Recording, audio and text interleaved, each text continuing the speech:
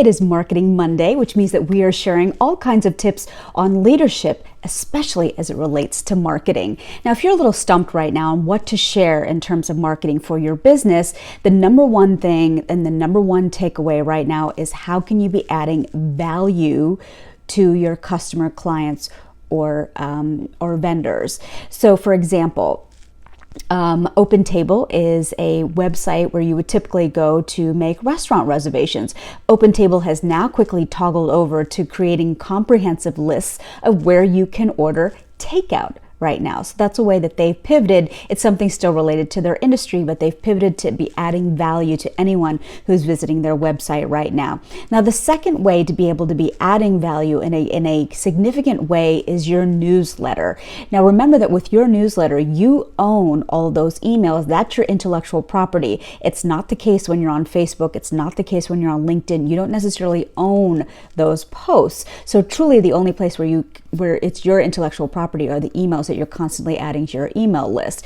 So things that you could be doing to add value in your email newsletter is certainly a big thing that you could be doing right now. I thought about that and reconstructed my entire newsletter last week to make sure that I'm just sharing resources for women right now that may be looking for jobs or looking to add value through their small business. Now, we also shared a couple of ways that you could be adding to your email newsletter. Number one is by doing a contest. We talked about that last week. Two is that you could be doing a freebie download or an ebook offering free, just some tips about the industry that you're in. And then the one that I love the most is generating blog posts. If you ever follow Cole Schaefer, who is the founder of something called Honeycopy, he's a copywriter, he says that blog posts for him are the most successful way that he's been able to generate leads. What he does is that when he's writing his copy, he's including links to the email opt-in for his newsletter, and he's found that to be the most effective way that he's been able to grow his viewership on his newsletters. The final tip that I want to share this morning is if you are going to do a blog post, there's a handy dandy tool called Don't Publish It. The URL is literally don'tpublishit.com. And what you do is you upload your blog post into the web interface. It's free, by the way, and it's going to ask you a series of questions.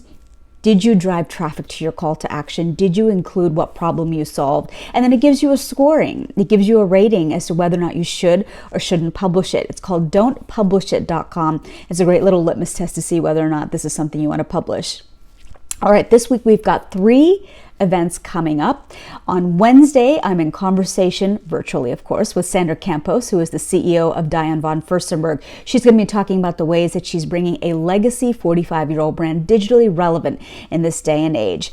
Then on Thursday, we have Joel Apfelbaum, probably the most passionate advocate for how to improve your LinkedIn profile and how to sell on LinkedIn, and that's going to be happening at 1 p.m. on Thursday. And then finally on Saturday, we're doing a little toggle. We're actually targeting all the young ladies in Lady Drinks. We're talking about girls that are ages 12 and up. And Ami Patel, who works in the pharmaceutical industry, is going to be hosting a little hour-long workshop on the magic of the pill. All those details are on ladydrinks.com, or you can go to eventbrite.com and sign up. There's still room for all of you, and we hope to see you there.